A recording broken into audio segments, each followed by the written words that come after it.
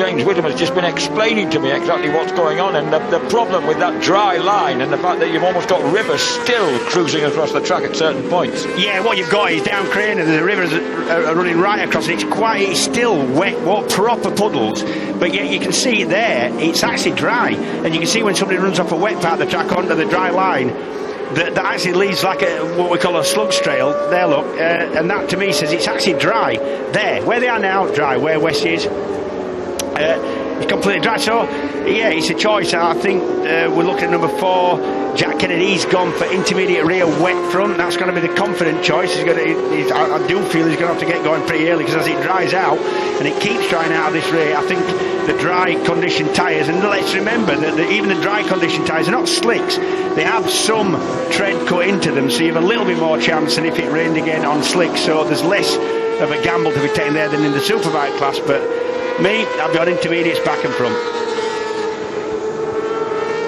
Well, you're a man with a huge amount of experience in this class. I think I'll be inclined to take your route.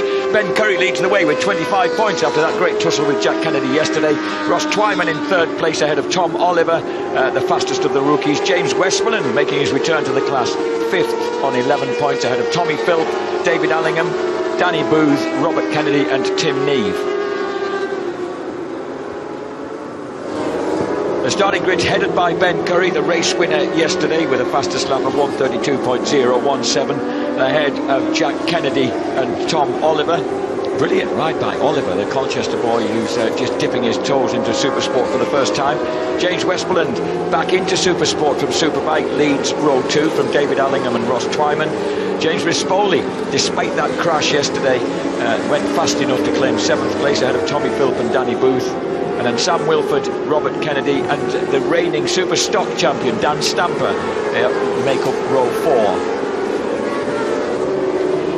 4. So with these mixed conditions, oh dear, these mixed conditions and mixed tyre choices, that could play quite a part in what is going to be, well, it's meant to be a 16-lap race. Are we running 16 laps here?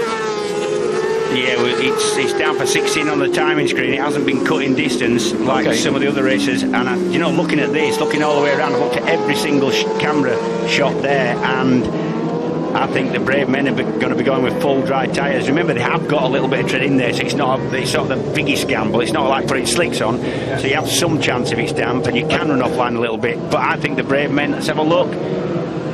And who's gone for them? That's wet front on Ben Curry. Yeah, and a wet front on Westmoreland. An intermediate rear on Kennedy. Let's have a look at the front. I think that'll be a wet front. Yes. Yeah, it is. Yeah. That's the real safe option. But I've just got a feeling that somebody towards the end of this race is going to be able to go really quick on dry tyres. If someone selected them. If they have. I wish you were on the grid. Ben Curry then on pole position alongside Jack Kennedy and, as I said, the brightest of the newcomers, Tom Oliver for the SGR Racing Team.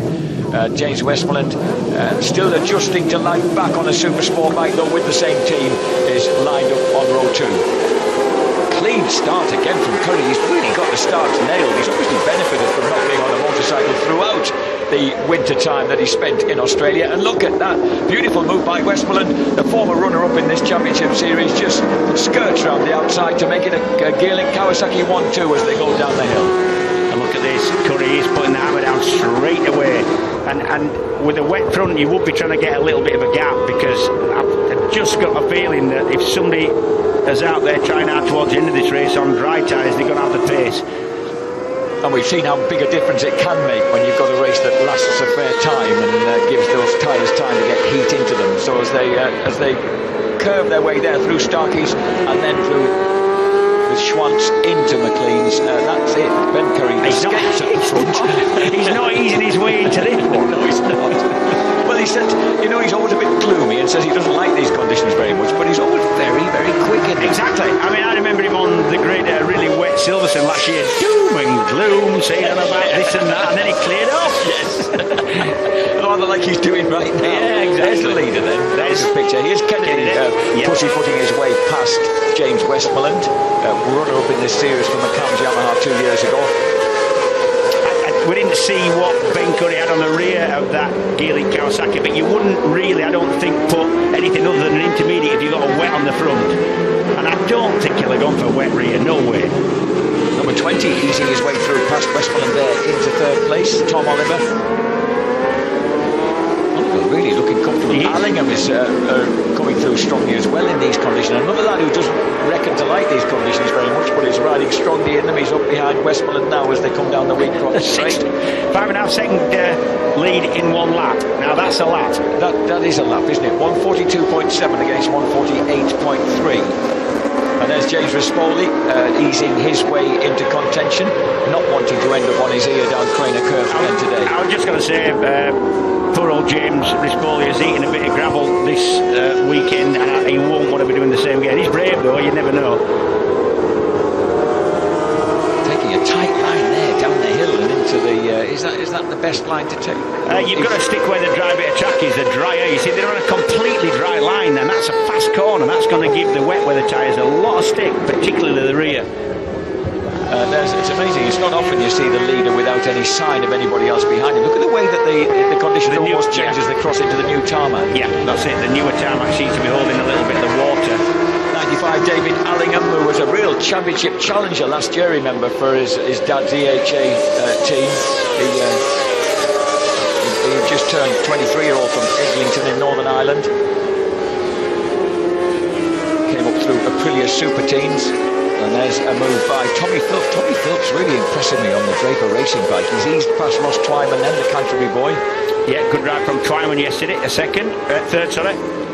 And there's Allingham just edging out the veteran James Westmoreland. I hope James doesn't mind. It still looks extremely boyish, but he's been around a very, very long time. A former runner-up in the 125 class and twice in British Supersport. And of course, as he was reminding me earlier today, very quick when he had some good rides in the British Superbike series as well. But he wanted to be able to run at the front rather than at the back of the field, so he opted to move back to Supersport this season to see how he could get on there. I've always felt finally edge that championship. Apart from 125s where he excelled, I've always felt that Supersport, the Supersport class was the class for James Westmoreland, and he just suits the bike. As they dropped down the hill, we couldn't see the leader at that point. He set a time of 140.2 against pursuing Kennedy 142.9, and these are the rest of the guys behind. With Oliver, Allingham, Westmoreland, Rispoli, Tommy Philp ahead of Twyman, Tim Neve into 9th place ahead of Danny Booth in 10. Good ride for the Ulster boy Richard Kerr. Remember, he's leapt straight up here from Moto 3, James. He's running in 11th place. Yeah, true. Oh, this is Curry. Oh, he's gone wide. He's a little bit wide. That's what it is. Yeah. Even I could see. He just got to the edge of the dry line, James. He did. Well, it's good to see. This is wonderful to see Curry in action like this, though. I tell you what, he's worked on his fitness throughout. He says he's now got a dietitian and a trainer working with him. He's looking fitter than he's ever done. He's certainly going quick enough. That's Jack Kennedy in second. Third place for Oliver. As they drop down the hill, James Westmoreland just behind Allingham. There's Phil. And that's Danny Booth in 10th place, creeping in on Ross Twyman. And I beg your pardon, it's Tim Neve, number 14, who's past Booth now. So Tim Neve making progress. Tim Neve, one of the two Lincolnshire twins, the one who hasn't had to go for shoulder surgery, is out here racing in the Supersport 600 Championship. So they're in separate championships this year. Whereas, of course, they were racing direct in competition with one another in the Superstock 600, hence their groundbreaking 1-2 twin record at Cadwell Park in Superstock 600 last season. So Ben Curry leads the way now by 10.7 seconds. But as James Whittam says, it's really down to how tyres last and how dry the track gets. So there's quite a lot of racing to be done yet to sort out the finishing order, even though the gaps look big. Yeah, and if he is on full wets front and rear, you'll see Ben down the straights head for the puddly parts and the wetter parts of the track just to cool the tyres down. Yeah. And there's number 14, Tim Neve. If anybody should enjoy these conditions, Tim Neve, who was first a grass track champion, a junior grass track champion back in 2010. You know, he's going to be used to bikes slipping and sliding around beneath him. Yeah, he is. Also a big flat tracker now. They've been both Tim and Tom Neve have been flat track champions of the UK, so they know how to go sideways.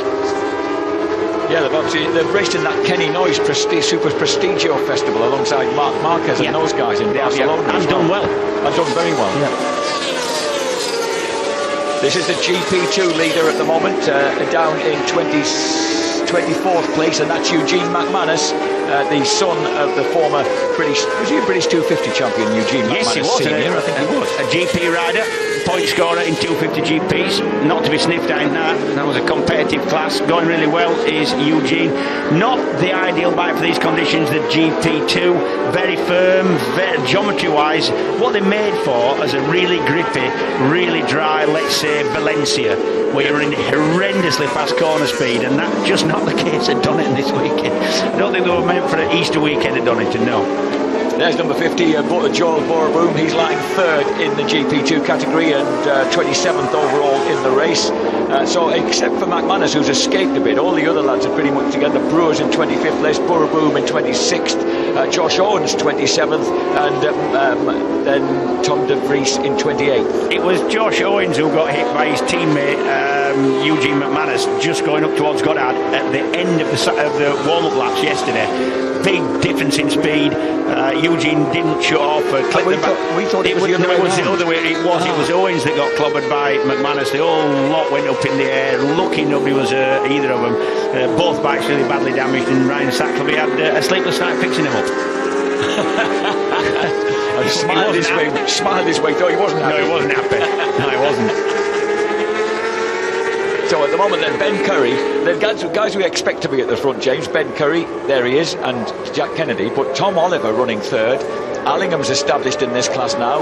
Westmoreland's well established in it. So too Rispoli, coming back to a class he's had his best rides in. But then Tommy Philp, Twyman's up there, having had some good rides last year. Tim Neve is venturing into this class for the first time. Danny Booth is a relative newcomer, and then Drayton, Richard Kerr. There's some good young lads moving into this class from the lower order.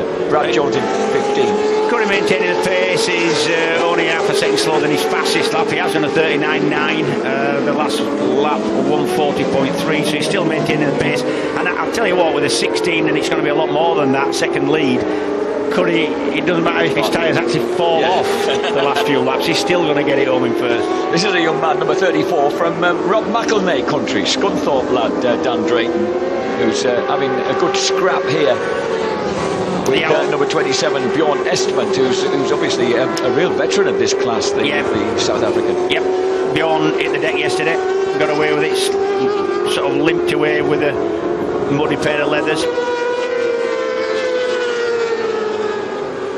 So they're battling at the moment for 12th place. These are the 12th and 13th place boys. Behind them we've got Brad Jones making progress. He's picked his way through to 14th place past Matt Truelove as he gets used to the conditions.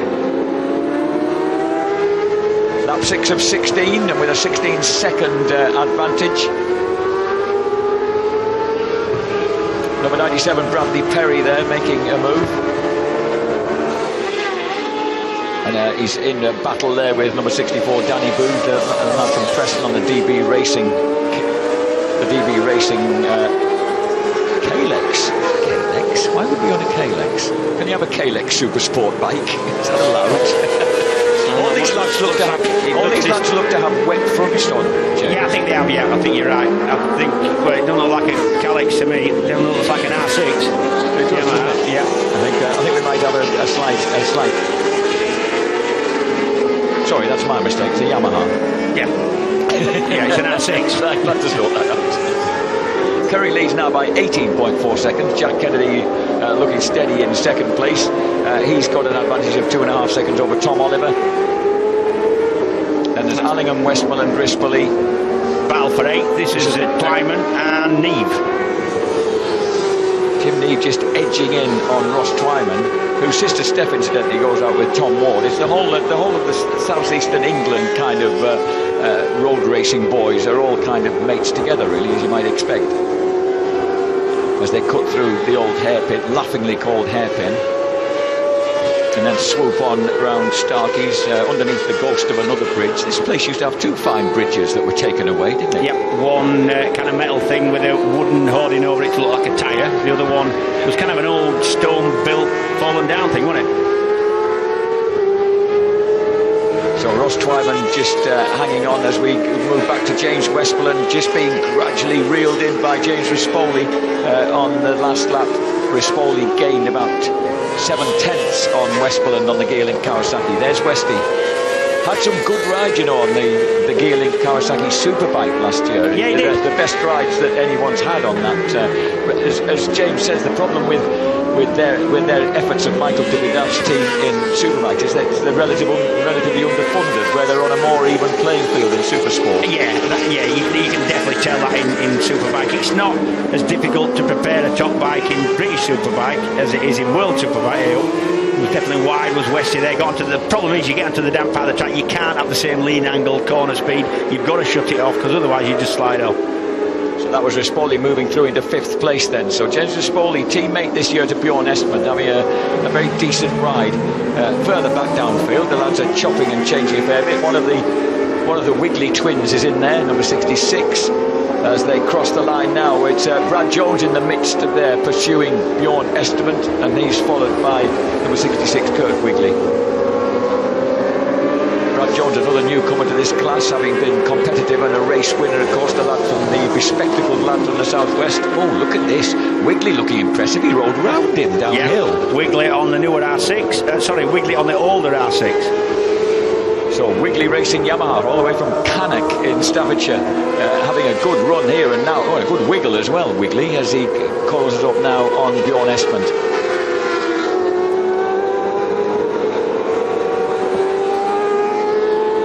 So Curry on 20 seconds in the lead, looking like there's going to be no way of anyone actually catching and passing him at this stage.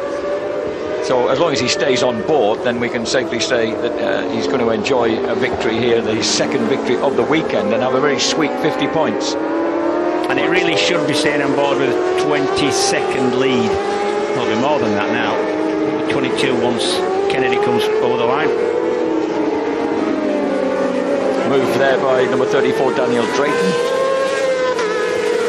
And this is the battle going on between Bjorn Estman and Brad Jones. Brad Jones having a look down the hill, but not late enough on the brakes. Dan Drayton, no, swinging about behind him. And this is a good ride from Kurt Wiggly. This is a quick ride from Wiggly. I know he's kind of in the mid-pack, but he's moved through all these guys in fairly short shrift, actually. I wonder what tyres he's got on.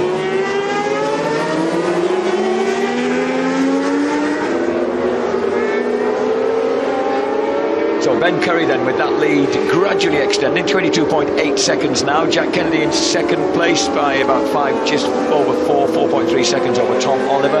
Oliver in turn has an advantage of about 7 seconds over David Allingham. And then it's James Rispoli heading the battle with James Westmoreland. Dropping. And Richard Kerr, who was having a very decent ride, the Irish lad comes into the pits, has a problem with the Triumph. Perhaps he's setting out again. Yep. He's obviously enjoying himself. He wants a bit more time out on track. On a 9th lap of 16 then. And this is a Donington Park that actually... Oh no, he's not coming. Yeah, whatever it probably had, he's still got it. Still got it. Ben Curry just looking, except for that one moment that we saw him having, he's enjoying himself out there. Looking at the way that the bike is sliding but not getting too out of shape at the corners, it tells me he's got a wet on the rim, I'm sure he has. Jack Kennedy crosses the line and the gap opens up once again, this time to 24.3 seconds. Jack Kennedy sets his fastest lap of the race, but it was still a second and a half slower than Ben Curry on the same lap. Whoa, here's Drayton again. He does like this drop down, and he skips inside Bjorn Estman.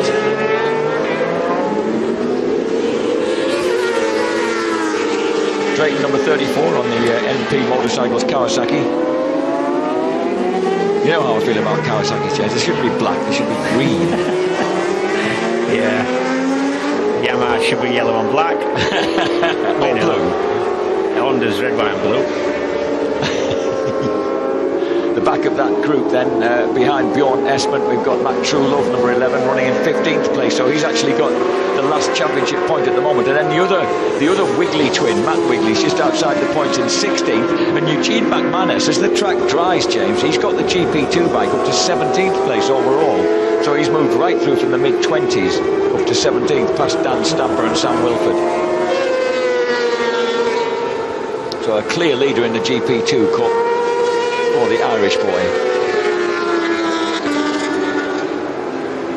And up the hill into McLean's. Benny Curry leads the way. He's last lap 1:40.5. There's James Rispoli on the Evercoupe Yamaha. And James Westmoreland just sitting in behind him, having kind of tucked onto the back of him after being overtaken by Rispoli a couple of laps ago. 11th lap of 16 here at Donington Park. Ben Curry in that conspicuous pink helmet. And he's really laying on it. He looks so confident, doesn't he?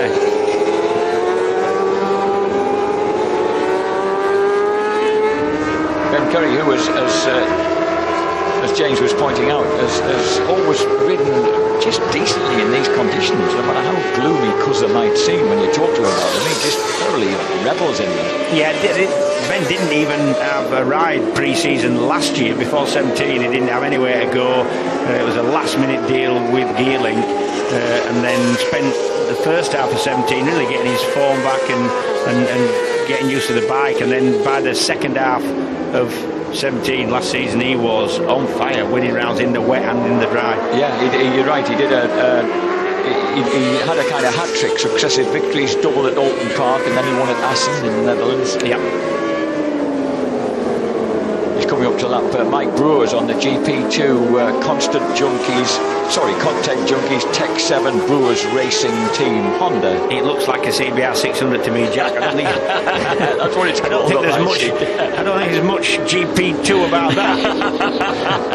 Well, it's down as GP2, young man. He's running 4th in the GP2 class at the moment, so there's some more GP2 guys just ahead who are going to come under the Curry hammer any moment. On the 12th lap of 16, then dropping down through Craner Curve, and I think ahead of them should be Tom de Vries and Mike Brewers, the Dutch contingent enjoying riding round together. You can always tell a Dutch bike by the colour schemes. Look at that black and yellow one just in front. That's got to be a Dutch motorcycle, number 65. And I beg your pardon, it's Josh Owens. I do beg his pardon, that's Josh Owens on the 65. Racing bike, yep. He's gone offline to get past him. That's the problem. See, he went up the inside, got on the damp bit, and then just couldn't get the bike stopped. Yeah. So same thing again. He tries to move inside the Liverpoolian this time, and he does so. But he's just got to be a bit careful, isn't he? Yeah, and to be fair, he could afford to be a bit more careful than this. Yeah. Someone moved well out of his way then and seemed to suffer as a consequence. I think that was number 83, Childs. Lost himself a couple of places by keeping well out of Curry's way. So as he drops down the hill then into the right turn at the Melbourne hairpin that caught people out rather painfully earlier, especially in those treacherous conditions doing BSB warm-up. Christian Itten giving him such a wallop, James. When we saw him propped up against the safety barrier at the side, he was actually being sick inside his helmet. Yeah, he said so, yeah. And hey, that's a tough lad. Must have been a while. I thought he might just have broken his wrist the way he went down. A slow high side, but quite a high one. He landed from... They always hurt them ones. This battle is going on for points. 14th place Drayton, 15th place Matt True-Love. See that these two are seesawing between the final point scoring positions. Yep. True-Love on the MV. That's a 3-cylinder single-sided swing arm. Yeah, it's the Qingdao racing bike. Lovely slim little motorcycle, isn't it? Look how plump the number 34 bike, the Kawasaki, looks in comparison. It's not often you see someone outbreaking. Dan Drayton, and that kind of put the number 11 bike off slightly. So True Love takes the exit lane and then sits back up. So he's all right to do that, isn't he? He's not getting any ground. He shouldn't gain any ground or positions. In fact, he should lose time. The idea now is he should lose time for running straight on, not just not lose a position, if you know what I mean. Yeah. This is 19th place, Joe Thompson, the lad from York. He's ahead of Cowson, number 26. That's James Cowton from Killam on the Cowton Racing Kawasaki. Yep, another Yorkshire lad. Known for a road racer is Cowton. Very good round places like Scarborough and good at the Isle of Man. Where's Killam then, James? East Yorkshire, I think. I think I'm right in saying. As they head across the line, Eugene McManus in the background there is threatening these two because they're just outside the points in the overall scheme of things. Curry crossed the line with last lap 1:40.3, very, very consistent lap times. Brad Jones still locked together with the orange and white bike, number 27, Bjorn Estment.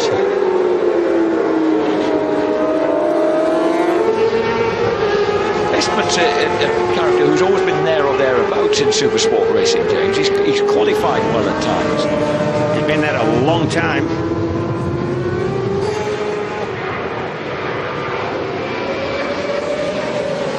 The 31-year-old originally from Johannesburg, Port Elizabeth, an advanced driving instructor. It must be quite something to say, tell your advanced driving pupils that you're going to be on telly racing motorcycles. Sat there with a brown collarbone and skin missing off your hands. Yes, pull away when you're ready. I would imagine an advanced driving instructor involves a bit more than pull away when you're ready. All right, I'm ready up. Oh, you finished me off.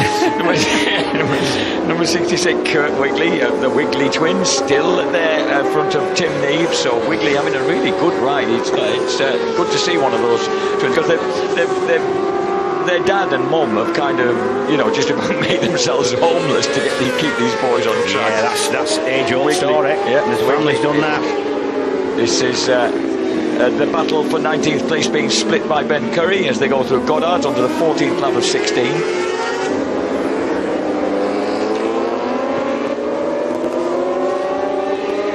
So Ben Curry crosses the line again, 1:40.9. He just is hitting those 1:40s all the time. He's just obviously very, very comfortable at that pace. Oh, incidentally, there's someone who's not on the grid today, James, who was having some good rides late last year. Jamie Perrin knocked himself out yesterday, so by the rules, not allowed to, because of concussion issues, isn't allowed to take part today. That's right, yeah. So that the lad from Kettering, obviously a bit disappointed not to be racing today and to come away from here pointless. Real concussion is it's a strange thing. You can kind of black out at any point in the days following. I've actually had that. It's strange.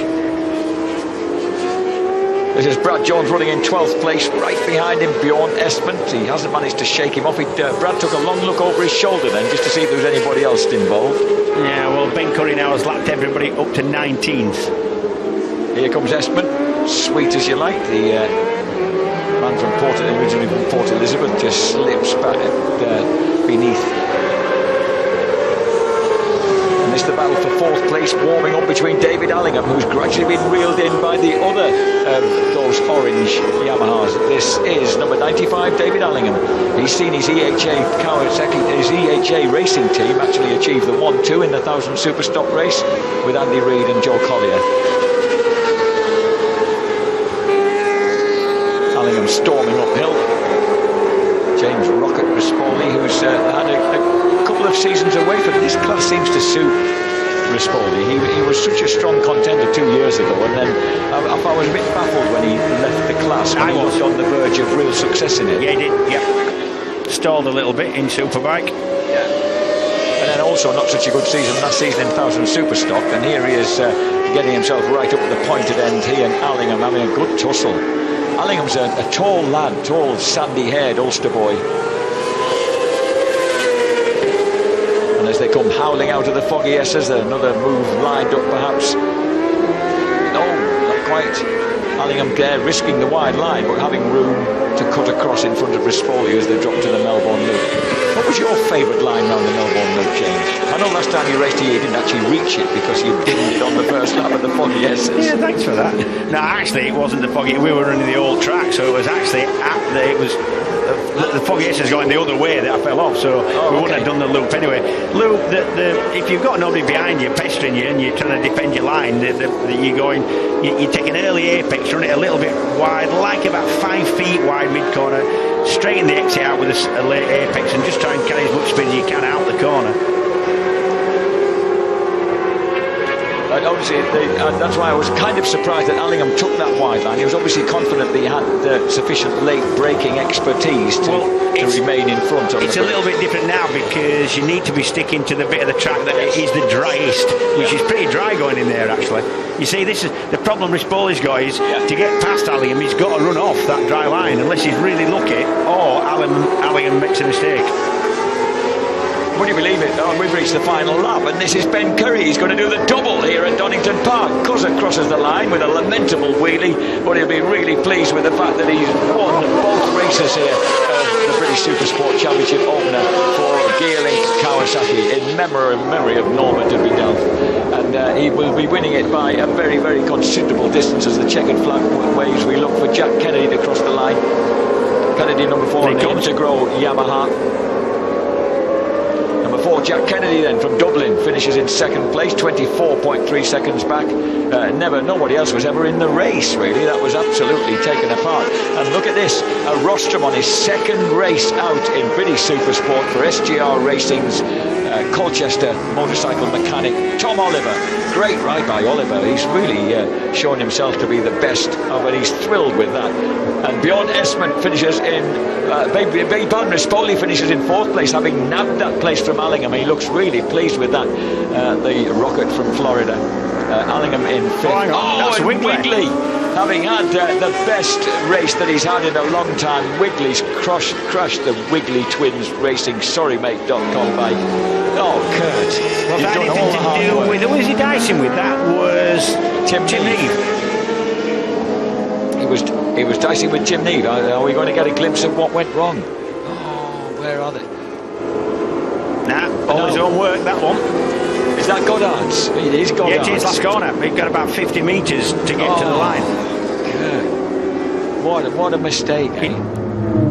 Oh, there was something going on, wasn't there?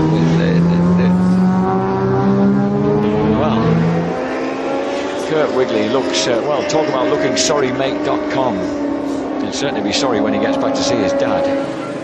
Number 61, Ben Curry then takes victory for Gearlink Kawasaki for the second time this weekend. But yesterday was a terrific tussle with number 4, Jack Kennedy. Today was just a runaway victory, James. He took that by the scruff of the neck. An amazing ride. I mean, that the confidence with which he took off in the early laps, or even lap. Yeah, putting 5 or 6 seconds a lap into the field, yeah. So brilliant ride then by Ben Curry, the lad from Melbourne who's actually based in North Wales. Here are the results, and the gap was enormous. Ben Curry wins it by 24.3 seconds from Jack Kennedy. Another Yamaha in 3rd place with Tom Oliver. James Rispoli in 4th, ahead of David Allingham. And the second Kawasaki home, also a Gearlink bike, James Westmoreland in 6th place, edges out Tommy Philp on the Draper Racing Yamaha. Ross Twyman on the second DHA Yamaha finishes 8th, ahead of Tim Neve and Brad Perry. 11th place for Bjorn Estmond. After that race-long battle with Bradley Jones, gets the better of the new boy from Superstock 600. Harry Truelove, beg your pardon, Harry, I was calling you Matt, your brother. Harry Truelove in 13th place. Dan Drayton from Scunthorpe 14th, and Matt Wigley, would you believe, ironically benefits from that final turn fall of his twin brother Kurt and inherits a point in 15th place. The GP2 winner Eugene McManus on the Suter finishes 16th overhaul ahead of Stamper, Wigley, Cowton and Thompson. And the standings in the championship after the first 2 races: Ben Curry with a nice clean round 50, Jack Kennedy twice second with an equally clean round 40, Tom Oliver 3rd place, 29 points after his first 2 Supersport races, is ahead of Ross Twyman. James Westmoreland, very experienced in this category, is in 5th place, a point ahead of David Allingham, who in turn is 1 point ahead of Tommy Philp.